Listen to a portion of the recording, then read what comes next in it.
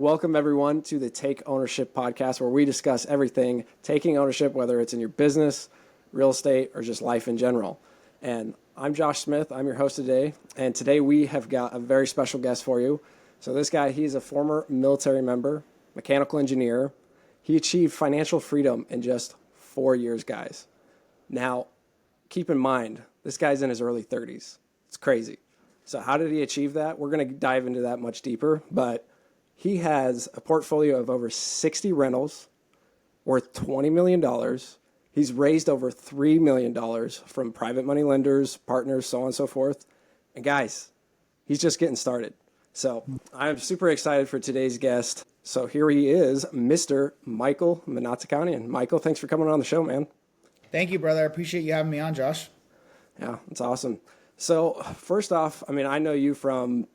We're in similar groups with like PACE and stuff like that. One of the main reasons I wanted to bring you up here is one, how quickly you were able to obtain that. So 4 years, that's insane, especially at the young age. It's awesome. You're also getting into the educational space. I'm in one of your groups there. I've learned a ton there, so I'd definitely like to hit on that. But really, just so people can really get to know you a little bit more, kind of what's your story up until now? I gave them obviously the key points, but there's obviously a lot more to that.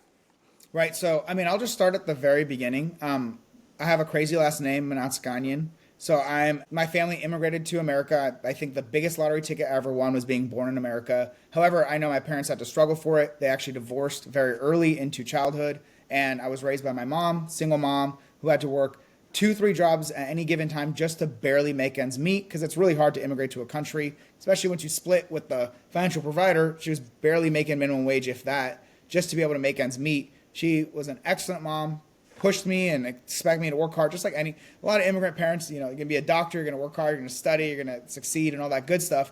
And the best part about her is we had phenomenal quality time. We would go to the beach, we would just take walks, whatever. It wasn't expensive because we couldn't afford that, but it was quality time. The biggest problem was there was virtually none of it because she was always working. So for me, the biggest driver for everything that I do is essentially to do what my mom did, but then expand that to more consistently have time for my family. So my number one driver has always been, I'm a family guy. So like my wife, I've been with her since high school. We've been together over 12 years now. And for me, I wanted to be a great father. I wanted to be kind of the father that I never had, but then also incorporate a lot of what mom did with making sure we had a lot of quality time. And for me, it wasn't just quality time, it's also quantity of time. So I was very intentional with this is why I've speed ran my journey to financial freedom. So I had no excuse, no financial excuse, no time excuse, no location excuse, why I could not be a great father to my kids. And I have my 7-month-old baby girl now, and it's just insane what I've been able to accomplish. But the reason is I've pushed myself with one singular focus, become financially free so that I can be a great father, a great husband, and a great provider, and really just enjoy this amazing world that we live in. And a lot of that just stemmed from the experiences of, having a very low income childhood, having a very, a great mom, but who didn't have a lot of time because she had to work just to barely make ends meet. And so I was extremely studious. I got several scholarships to go to college. I studied chemical engineering at UC San Diego. Even after I graduated, I worked I worked in the environmental space. The environment is something that's very passionate. It's something that's like a huge passion of mine. 3 key things, right? And I'll touch on this, as a veteran, I don't think a single veteran in our country should ever be hungry, homeless, dealing with issues independently. I think they should get all the support they need. I don't think, you're not going to be surprised, but I don't think any child should ever be hungry or have to face the obstacles, the limitations in life due to, childhood hunger or just lack of housing. So ensuring kids have a stability financially, or financial stability in the sense of food, housing, all that stuff, just so they can actually enjoy childhood and then have opportunities to progress in life. And then the environment are 3 key areas of mine, just huge passions of my life. And when I finished school working as an environmental engineer, I actually signed up to join the Army as an environmental engineering officer. I took a massive pay cut, basically half my pay. But once again, I got a lottery ticket. I was born in America. My family is Armenian, and they immigrated to Russia, and they've immigrated to other areas now. but I could have been born in Armenia or Russia and my life would be Very different. very different. Is an understatement. I mean, both countries are going through war actively. Yeah. Armenia, it's not really their fault. Russia, it's definitely their fault. So for me, just being born here, serving the country that gave me and my family so many opportunities was a must for me. Just serving our country, even though it was only 4 years, I was able to accomplish a ton. Left the Army as an Army captain, so promoted several times. Left as an Army captain, had a massive impact in regards to public health, helping minimize soldier suicide, at least where I was stationed in Fairbanks, Alaska. And then had to deal with a lot of COVID as the chief of environmental health for all military operations in Alaska. So That sounds fun. That sounds like a lot a of blast. work, a lot of work and a lot of fun. So if you ever check me out on Instagram or Facebook, you'll see, I mean, I also caught hundreds of salmon, went hunting, snow machining, climbing frozen waterfalls, ATVs, just Poor whatever. thing. That sounds terrible. Yeah, I know. And that is that's a great point. You did say sounds terrible. I know you're just kidding, but that is how some people view it when they go to somewhere like Alaska. It's a big indication on the way I view life. Everything is an opportunity. Everything is glass half full. Everything is an opportunity. It's what you make of it. It's your perspective and your perception of what's going on. That is truly your reality. A lot of soldiers were depressed in Alaska because they're not taking advantage of this, in my opinion, kind of a once in a lifetime 3-year vacation to go and enjoy this beautiful freaking, like one of the most beautiful places in the entire world in Alaska.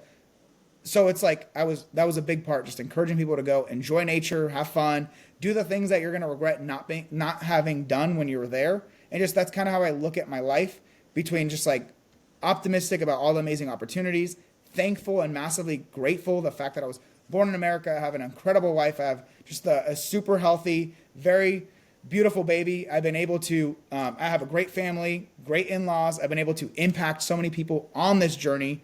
And now a big part of it is helping other investors kind of level up their investing journey. And you're a perfect example, Josh, someone who already has multiple properties, helping you get better at raising capital so you can buy and hold more real estate more strategically without your capital being a bottleneck, or helping brand new investors with their very first deal or their next deal, whether it's creatively financed, they need capital raising support, they need deal analysis support, whatever it is. That's a really cool part of my journey now. Kind of like the start to finish. I forgot to mention, while I was stationed up in Alaska, my wife and I, my real estate journey really started in 2020. We bought our very first property, a 2-unit property. We were renting a property the year prior. We lived in one unit. Our neighbors lived in the other. And I thought, well, why can't we do this? Why can't we own one of these, live in one unit, and then rent out the other? Doing the math on it and all that, I realized, dude, we could pretty much live for free, eliminate our biggest expense, housing, and then take ownership Classic of house hacking. I love it. Exactly. House hacking a 2-unit. Started learning. I had to wait another year to do it again. The goal was to do it with a 4-unit. Started doing some wholesaling just to, and I did it a little bit differently. I did, if someone's familiar with the term, bird dogging. I was looking at buyers in a market and saying, hey, what are the types of deals that you are specifically looking for? And let me try to find you those deals so I know what you want to buy. I know where you want to buy. I know how much you want to pay for it. And then I know how much I can make before I even find a deal. So I was working with buyers and then finding deals that fit their buy box. Bird dogging, still wholesaling, but it was Super smart, because you're essentially, you're reverse engineering at that point. You've got the buyer in your hand.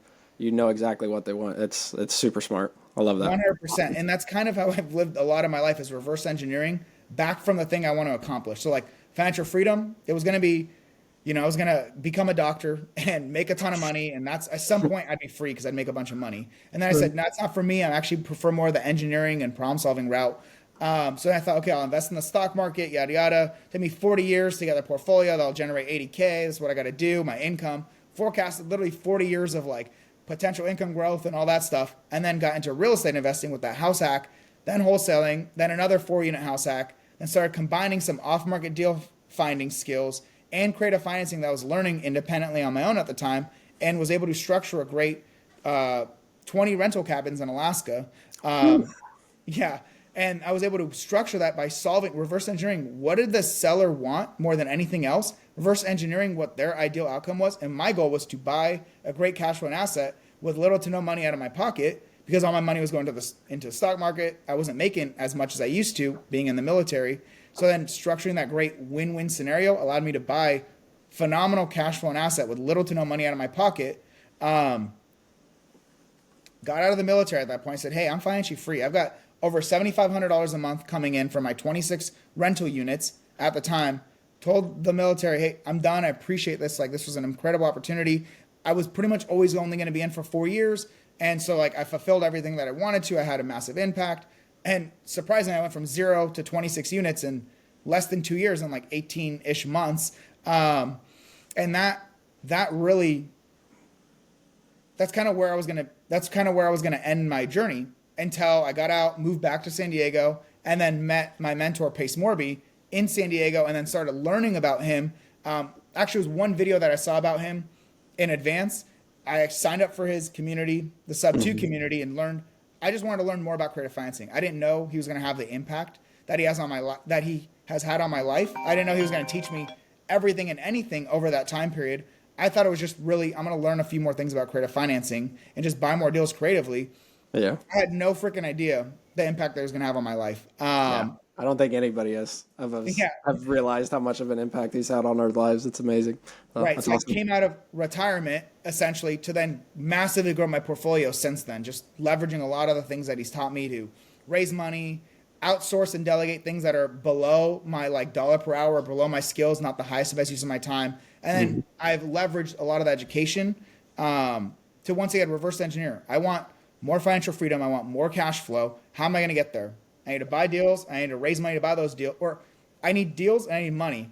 It doesn't have to be my money. Pace taught me I can raise money from other people who want to be part of deals, whether it's private money lenders and partners. Or for the buy and hold side, I also don't even need to generate my own deals. I can buy deals from other people. I can buy deals from wholesalers the same way I was bird dogging for other buyers. Why couldn't I do that? Why couldn't I buy other people's deals? That made sense for me and eliminate a lot of the friction that goes into getting deals and money. Doesn't have to be my money, doesn't have to be my own deals. I analyze deals and make sure they're really great investments, raise the money from partners, and we buy and hold together, whether they're lenders or partners, and we own together. And I've basically done that 40 plus times essentially over the last 18 to 24 months. And that's how I've got my portfolio of, $20 million, 60 plus rentals. We're always buying, 1 or 2 properties, roughly a month. That's kind of the cadence now. It's where I feel very good, kind of that balance. And then that generates really the real thing for me, the financial freedom. That generates around $20,000 a month of semi-passive income. Real estate is never fully passive, even with property management, with a team. It's still semi-passive. Money keeps coming in each month. And then I'm also building massive wealth, thankfully, to real estate. Every month, my properties are appreciating in value, really like every year, but around 5%, and then you're just taking that monthly. Yeah. My tenants are paying down my debts every single month. And then I haven't had to pay taxes in years, all thanks to real estate.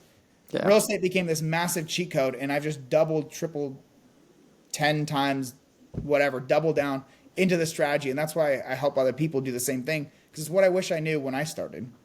Oh, that's genius. I really love how you condense your timeline, especially with not only, so you understand the wholesale process, you understand how to actually accomplish that, get a property under contract in that way, you find a distressed seller, so on and so forth, or someone that needs that help to get out of a bad situation.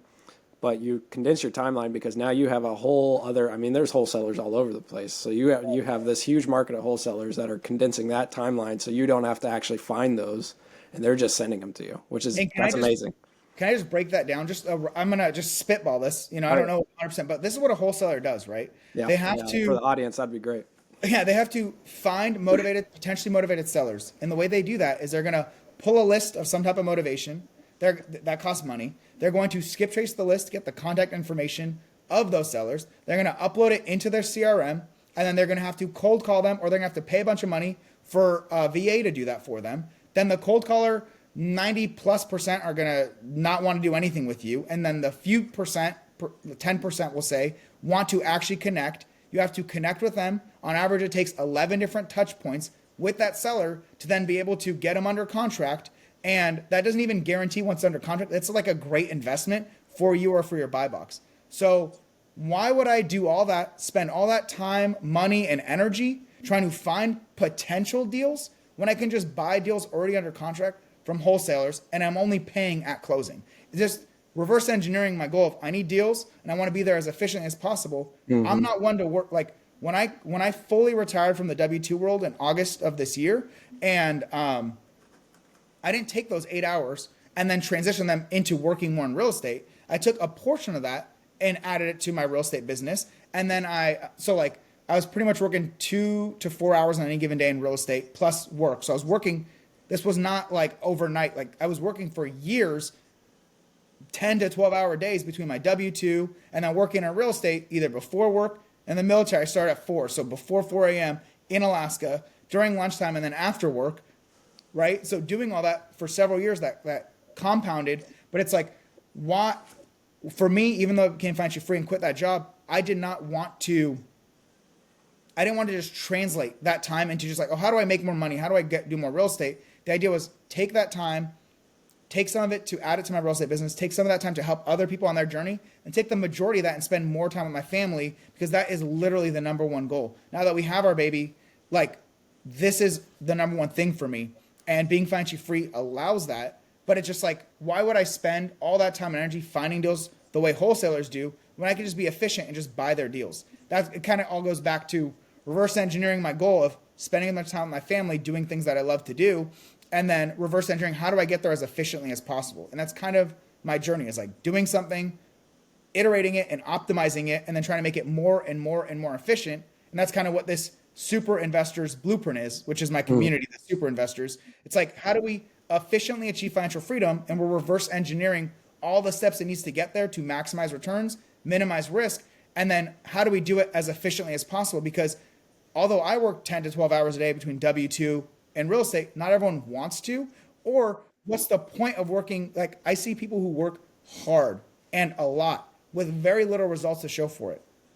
Well, I'm the opposite. I want as much results with as little time and effort as possible. Does not mean we are skipping steps. We're just being more efficient, right? It's like, what makes sense for me to do and what doesn't. That doesn't mean I'm going to just buy any deal without deeply analyzing it and making sure it's a great investment first. That means I'm not going to worry about the whole acquisition process, get deals, analyze them, right, to maximize returns and minimize risk, do a lot of due diligence throughout the throughout the due diligence process, and then ensure that we are onboarding properties as efficiently as possible so us and our partners make a bunch of money. Those are the things I need to do. Find deals, find money, be intentional with our analysis and our due diligence, and then be efficient about how we're onboarding properties, renovating them, furnishing them, managing them, whatever it is, depending on the management strategy. So I just focus on how do I optimize every part of that process. And that really is the Super Investor Blueprint. It's like, you guys get 4 years of all of this. And I'm like a hyper learner. I'm always learning. I'm always reading. And it's not just learning, right? Learning's great. It's like taking action and then iterating. You can learn all you want, but unless you take action, you don't know, was that good or was that bad? Like, what were the results? How could I have made that better? Unless you take action. And I've just been able to do that over and over again. Yeah. And it's not learn over like a long period of time. This is, you learn it, you put it into action, see if it worked, iterate it, and then learn a new skill. It's not, you're not just reading and not doing any action. I think that's the most important thing for sure. And that's a big part of like having a goal and then understanding the KPIs or key performance indicators that then help you achieve that goal. Like, for example, a lot of people want to read more. So they're going to read 2 books a month or whatever. They're going to read 24 books by the end of the year. I would much rather read 1 book and implement it, or even chapters of that book and implement it. Because if you want to, and goes back to like some of my bottlenecks when I started investing, because as an engineer, I have paralysis by analysis. Analysis paralysis. Like, some people, their goal is to read a bunch of books, and that's cool. But like, what's the point of reading? I mean, I guess reading's fun too, right? But I mean, the books I'm reading are nonfiction, so I wouldn't say they're inherently fun for the majority of people. They're fun for me. Fun for us. Yeah, fun for us. Right, 100%. exactly.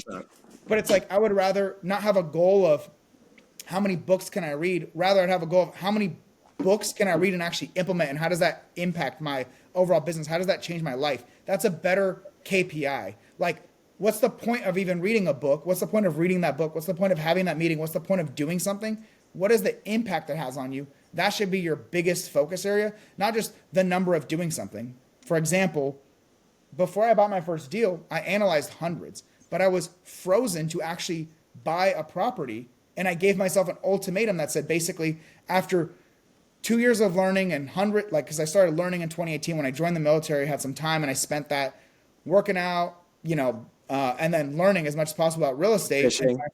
Huh? And Well, fishing. fishing, yeah, definitely did that too. Fishing for sure.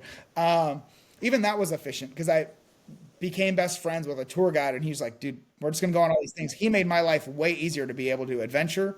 Shout out to Bryson, one of my best friends. He's just an awesome dude. He actually helped me with my first renovation and all that stuff too in Alaska. But it was it's one thing. Whereas after analyzing 100+ deals, these 2 units that I was like 2 to 4 units I was looking at house hack, I had no real estate to show for it. I started going to local real estate investment association meetups, meeting other real estate investors, and I realized, dang, I'm so much better at analyzing deals, at least on paper, than a lot of these people. I'm more thorough. I analyze more deals. But you know what? They had that I didn't. They owned real estate that was generating them cash flow, that was generating them wealth. All I had was this amazing skill set of analyzing deals. So in March of 2020, it's when I gave myself an ultimatum. Lo and behold, COVID became, A thing. a worldwide outbreak, right? We already knew about it, but like worldwide and really shut down our country near the end of March. But it was, Michael, the next deal that you analyze that makes sense, like the analysis makes sense, you're going to put it under contract, do due diligence, and then buy it if everything makes sense. So I gave myself that ultimatum, and that was how I actually forced myself to stop analyzing and to start buying. Because if I just kept analyzing deals, I told myself I would just continue to be a great deal analyzer. What's the point of that? It makes me no money. I'm better off spending that time fishing, hanging out with my family, barbecuing, anything else. Way better to do any of that other stuff than just sit there and analyze deals because it has no result. That's that KPI. It's like the KPI of analyzing deals is okay because you're developing that skill set, and that's the fundamental skill set I'd recommend other people to do, to be able to identify what is a good deal and what is not. But if your goal is to be the best analyzer, just keep analyzing deals. But my goal is to be financially free through real estate. I had to actually make offers for properties under contract and then buy and hold them and then manage them.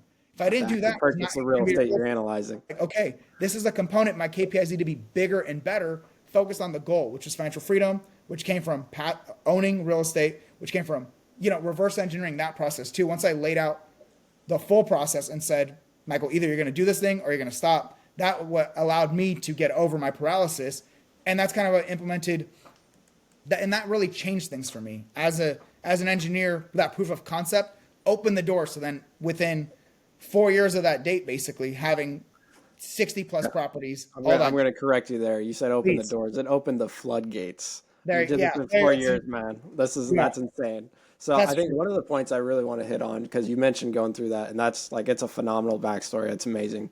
I started investing in 2020 as well, around the same time frame. And I'm sitting at about 8. I'm at 8 rentals. You're at over 60. That's phenomenal. But 8 is phenomenal, bro. I mean, like literally, that's amazing. But and one thing to anyone listening, if you have one rental property, you're already ahead of the majority of people. If you care about finances, if you care about being financially free, if you care about having money at retirement, if you care about your family being financially secure, if anything were ever to happen to me, my family's good for the rest of their lives. If you care about any of that stuff, one property alone is going to change your life. Don't worry about Josh's 8, my 60. Don't compare to anyone else's journey. If you have 0, 100%. Getting to 1 is life changing. And once again, not just a concept. It's literally financially. It's having what would an extra $500 a month do for you and your family right now, and the massive wealth being built in the background every single month. Don't compare yourself to these massive goals. You're only competing with yourself. That one property alone is going to change your life. Sorry to interrupt you. I just want to highlight for anyone that's watching. You're fine. Yeah, that's perfect. You don't need 60. You don't even need 8. 1 is going to change your life.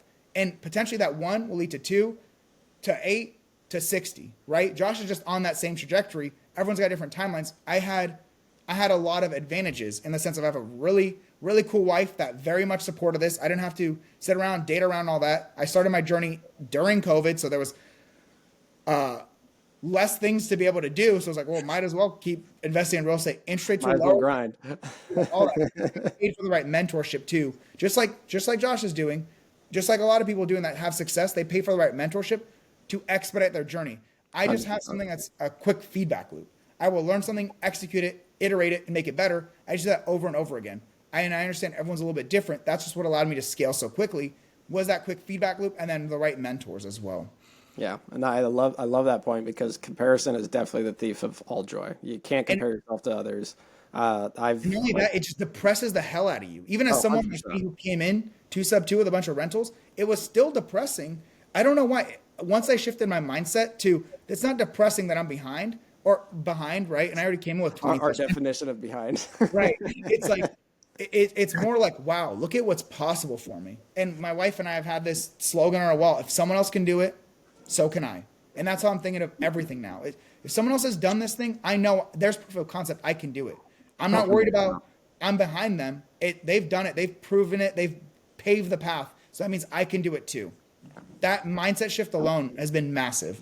No, that's great. I love that. And another thing I really wanted to bring up is I think a lot of people, I mean, you see this a lot in the communities that we have in common, but as far as people that are saying, oh, I need to quit my job so I can get full in on this. Like I've got to do this so I can have the time, the bandwidth to get into real estate. In my opinion, that's probably one of the worst decisions. I think you might share that, but kind of like, what's your thoughts on, for someone first getting into real estate, first off, what is the first step that you think they should do? And two, what's your take on quitting your job or your I think the W-2? first step that you should do is learn how to determine what is a good investment and what is not. Because if you're buying real estate, trying to wholesale real estate, lending money to investors, whatever, if you don't know what is a good deal and what is not a good deal, you're just gambling. You might as well go get a lottery ticket, maybe a little bit more controlled lottery ticket, but it's still a lottery ticket because you don't even understand what you're investing into. If you don't know what you're investing into,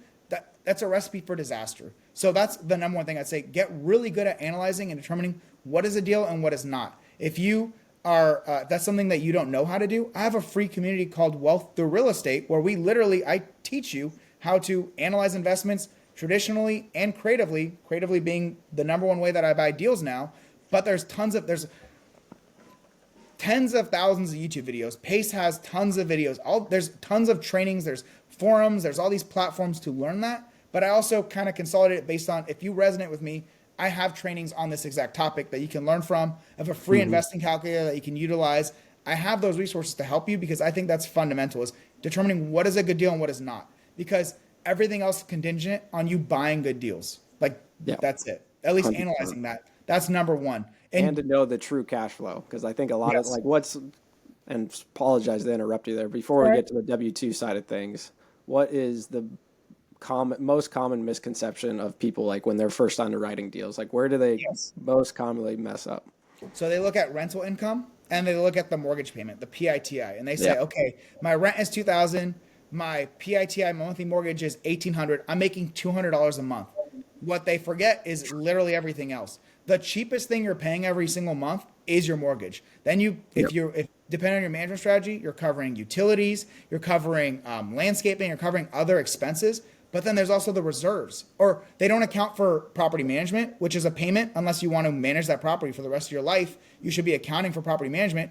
Even if you start managing it yourself, like I did with a lot of my early properties and then outsourced it, because I already analyzed it with property management, I knew I would still be profitable after. And they don't set aside reserves for vacancy. Your property is not going to be 100% rented forever, right? Like it's going to have vacancies. You need to account for that loss of income. And you need to set money aside for capital expenditures. Those are like big renovations. You're going to have to replace your roof, your appliances, your flooring, and then maintenance. You're going to have to send a plumber out there to fix a clogged sink or an electrician to do some, one outlet goes out. You're going to have to send people out to do maintenance and capital expenditures. You need to account for those because that $1,800 of expenses and $2,000 of income, that $200 is easily eaten up, easily when all these little things come up. So that's the number one thing people do. They look at just rental income and then the mortgage payment, or they get overly optimistic. If the market rents are showing 2,000, they say, you know what, I think I can get 2,500.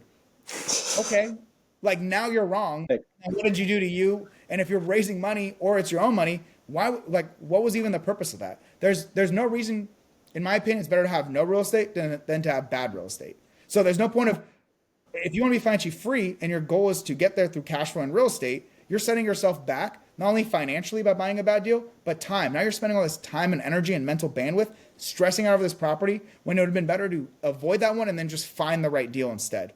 So like deal analysis, number one, and those are some of the mistakes I see when it comes to analyzing deals that newer investors are just kind of, and it's not really their fault. They just don't know to think of these things. It makes sense. It's like, here's rental income, here's mortgage. I think this is how much I make. When understanding that's like the least amount of money you're going to pay every single month. So And that's one of the things I was super impressed with. So Michael has a super investors community. It's phenomenal, and so I'm part of that. And I knew real estate going into it as well. I'm pretty well versed in it, but even myself going into that, a lot of his strategies, which I want to get into, on like how he's raising money and how he's really not putting much of his own personal money into deals. Like that's where I didn't have a great understanding, and I wanted to get access to that. But from his underwriting perspective, it's phenomenal. And like I've been in this space for some time, and I still gained a lot of information from it. Like it's really good. So if you're a new investor, you're an experienced investor, I'll put a link to that. It's killer. I love it. It's really good and stuff. I'll just quickly summarize it, right? Like the goal of super investors is to as efficiently and safely, right? Every investment, there's no safe investment. You're investing, there's always risk associated with, investing. But the goal is to, as efficiently as possible, help you achieve financial freedom through buying and holding real estate, ideally using little to none of your own money. Some of the key pillars are I primarily buy the majority of my deals leveraging creative financing, so I teach you a lot of that because it's much more scalable. I teach you how to analyze deals so you're maximizing returns, minimizing risk, plus provide the my step-by-step property acquisition blueprint, which also further helps you maximize returns and minimize risk. You'll hear me say that all the time because that's literally your goal, is to maximize returns and minimize risk. That's what you want to do in every investment. And then how to raise capital. Plus, I provide all the tools and resources that I've utilized and built to then make my process efficient. Whether it's my super creative finance investing calculator, whether it's the CRM that I use when I'm raising capital, tracking my deals, all that stuff, plus one-on-one consultations to then help you develop your game plan. What is your current skill, experience, time availability, capital availability? What makes the most sense for you to focus on? Plus help you analyze deals live and do live weekly mastermind calls. Whether it's with me, I bring in awesome people that I know in the investing space and then try to provide that value to the community. That is the Super Investors community. That one is a paid community. It's whether you're new or experienced, it's going to help you in your investing journey. It may not be the right fit for you now. Join the free Wealth through Real Estate community. Get a taste for kind of some of the value that I try to offer, and just my goal is to help you be financially free. Whether it's free, you're part of my paid community, whether you just watch me on YouTube or Instagram, whatever it is, I just hope I can have some slight impact to help you become more financially free than you would have otherwise. That's my goal. Yeah, that's awesome. I can definitely attest to it. I've learned a lot from it, so I greatly appreciate it. But your opinion on the W-2, I want to hear. Perfect. I want our audience to hear that because that's an important topic that gets overlooked a lot of times. Yeah, I am. As ironic as it is that I have so much debt and I've scaled my portfolio, I am pretty risk averse and I'm more of a conservative type of investor, which is why I focus so much on analyzing deals before I ever buy one, which is why I would rather underestimate rents, overestimate expenses and repairs and my entry costs, so that I know that I'd rather be wrong in the sense of that I make more money than I thought than end up in a very bad situation. I'd rather be wrong in the best way possible than the opposite than most people. And that was the same thing with my real estate investing journey. Or that's the same thing with real estate investing and when I quit my job. So as I mentioned, in summer of 2022, I got out of the military. I had over $7,500 a month in cash flow coming in from my real estate portfolio. And real estate is great because over time, your profits actually increase. So that's probably the lowest I was going to have moving forward. And I had very lean expenses. So that was more than enough money to cover all of my expenses. So I was financially free on paper. But as a conservative investor, I still went and took a job, very good paying job. I'm an engineer by trade, military, all this good stuff, to a good paying job, even with that, and then continued to build my business. I continued to buy and hold real estate. And because of the fact that I had a job, I had a longer time horizon. I knew that my family was stable no matter what happened. I can invest the excess capital into investing into my business if I needed to. I have not needed to. I've built my portfolio with less than 20-ish K of my own capital. So $20 million real estate, and it's been less than $20,000 of my own money through house hacking, creative financing, and raising money, right? I've been able to do that because I also had the stability of W-2 income to, if something went wrong, I knew I could be able to solve that problem. I knew I could get loans out. I knew I could do refinances because I had that income. And that's only after I had over $20,000 of passive income. That's when I felt comfortable leaving my job, because it really wasn't even that I wouldn't have actually left my job if they didn't require me to come back in office more. And with a newborn baby, she was like 3 months old at that time. I said, there's just no way that I'm just wasting time on this when I literally don't even need to anymore. Besides the fact that I was working in environmental health, I had a great team of 80 plus people. There was no reason in which why I was going to go this route. I did not like the reason why I did it was to spend more time with my family. Yeah. I was not going to be forced back into the office. I was already financially free. And it took that moment to say, my gosh, right. You're being way too conservative right now. This is the time. Do this. And then fortunately, like I said, I've taken that time, reinvested some of it to my business, some of it to helping other people out. And the majority of it goes to my family, which is exactly the way I wanted it to be. That just goes to show like I was actually almost forced to leave my job because that's how adamant I am that having that active income from your job that's diversified, separate from your real estate investing, separate from stocks or lending or whatever else you're doing, investing in, having that source of additional income separate from everything is insanely valuable, provides a lot of stability, and then allows you to think over longer time horizons because I wasn't worried about, I need to make ends meet right now. I need to make ends meet. If you have a short-term investing horizon, you're kind of setting yourself up for failure, especially when it comes to buying and holding real estate. Because yes, you make a couple $100, and the way I teach you make some money up front when you buy a deal. You make a couple $100, in cash flow. But you really want to build this machine, this army, this portfolio. When you stack $200, $500, you get $1,000, $1,500, $2,000. You're stacking that. That's when it really starts paying dividends. But early in the journey, you're at a higher risk because you have less money coming in, right? Just less properties. And if something goes wrong with that property, you're going to have to potentially fund that, right? So it's like having that job, that separate income allows you to have a longer time horizon and do it more securely and safely. And actually that is a massive benefit to you and your family. If you're doing all this for your family, even if it's just for yourself, you want to make sure you're not putting anyone in a terrible position. Having that good W-2 income, in addition to building your portfolio, like today money versus long-term wealth, even though it becomes today money, right, as you stack them, that's key. And the job provides you massive security. I think of having a job while building a portfolio as a massive superpower, not a detriment. Because honestly, even if you didn't have a job, you probably are not going to dedicate that full amount of time to your real estate investing business. Let's be honest. So it's good to have that consistent income in conjunction with your investing income. Well, and plus, I think a big part of it too is, like you said, I mean, you're more prone to take or make rash decisions if you're putting yourself in a bind and you have to make that next paycheck with the real estate. You don't have that steady W-2. You're going to make poor decisions. It's just a plain hard fact. You're going to make poor decisions, unfortunately. Right. So, yeah.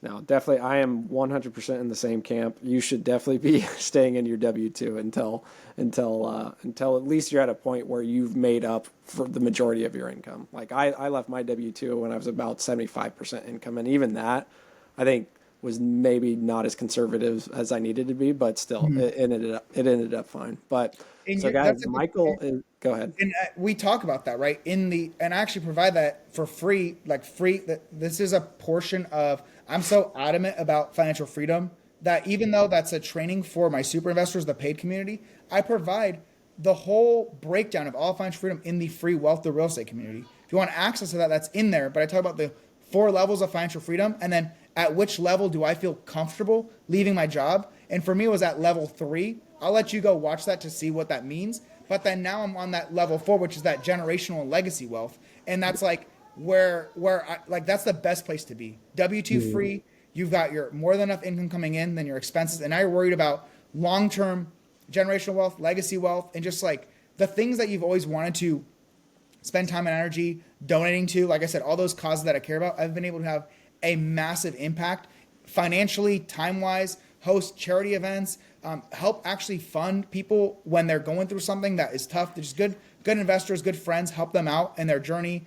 Donate to things that I care about, like the Monterey Bay Aquarium.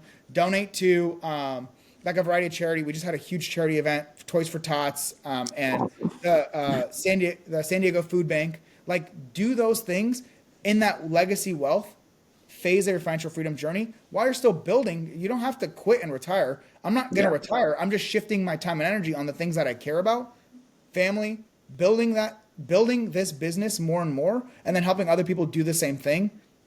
this is a great place to be in. But having that job allows you to get to that point. No, 100%.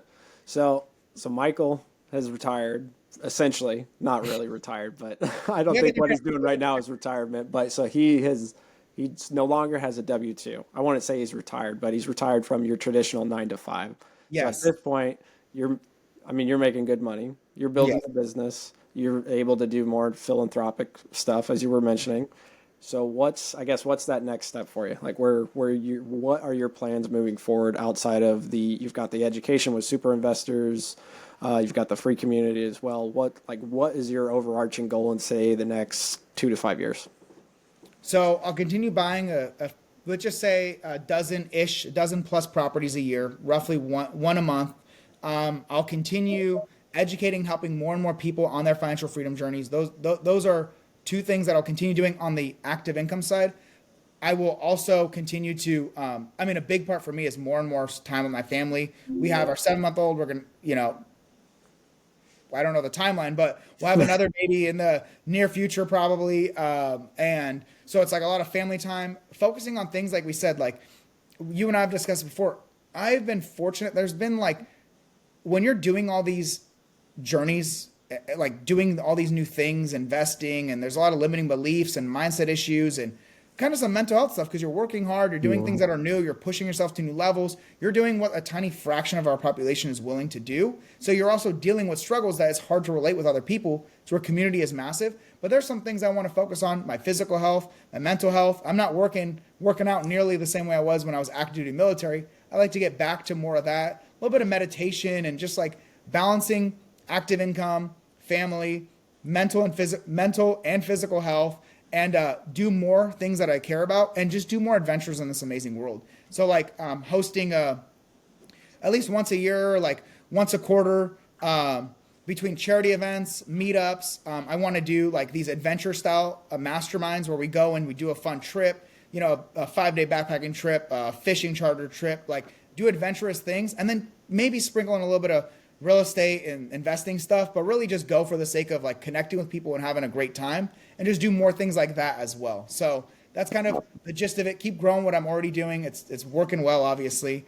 I'm not looking to expand my business or team and hire a bunch of employees and have like 300 staff. That's not really the trajectory that I'm at. I'm not trying to be a billionaire. I don't need to do that. For me, my time is more valuable to enjoy and to just learn and do things that I care about.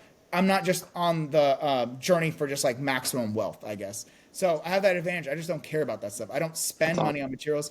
I have a fancy 2016 Honda Civic. That's like the fanciest car I've ever owned. So I love it. so it's like materials don't drive me at all. It's like, how can I do more amazing things, help more people out, and then just enjoy this amazing world that we live in and spend as much time as I can with my family, friends, just doing cool stuff. That's really what this is for me right now. That's awesome, man. Well, Michael, I appreciate your time so much. This has been like super valuable, and I think the audience are going to get a ton of value out of this. I wish we had more time, guys, to actually talk about some of the strategies he's utilizing, but get over to his free community. I'm going to put those links in here, Super Investors, if that's something that you would like to get in as well. I'm in that community. I can attest it is phenomenal. It's got a lot of good information in there, especially if you're a seasoned investor, it's even better. So it's really good stuff. We'll put the links in the show notes there so you can kind of dive into that later. But again, if you're process oriented or if you are lacking in process, Michael is awesome. He's like, as far as processes go, I mean, he's an engineer. Obviously, he's good at that. But if you're lacking process, even better. He'll get you shot straight and get you down the right path. So it's really good stuff. But yeah, no, I'm excited to see where this goes, man. I really appreciate your time and thanks for coming on. This is huge. Thank you, Josh. I appreciate you having me on. I appreciate you being a super investor. I appreciate how much value you add to other people. And I appreciate that you take action, right? Like a lot of people learn for the sake of learning, and that's cool. But like it's even better when you marry that learning with action, and you're one of those go-getters. And I love that. So if you're a go-getter, right? Josh mentioned 2 ways we can connect, whether it's wealth to real estate. At minimum, you can get on social media, YouTube, Insta. He's going to drop those links as well. Or if you're ready to take your investing to the next level, whether it's buying better deals more consistently, analyzing them better, needing a better process, or learning how to leverage capital raising for your buy and hold portfolio or fix and flip or whatever you're doing, but you want to leverage capital raising, well, then super investors might be a great way for us to connect as well. But just hoping I can help you all out. So thank you. That's awesome. Well, you heard it here, guys. Go follow Michael. He's an awesome guy. You're going to get a lot of value from him. But yeah, that was today's episode on the Take Ownership podcast, and we'll catch you on the next one. See ya. Thanks.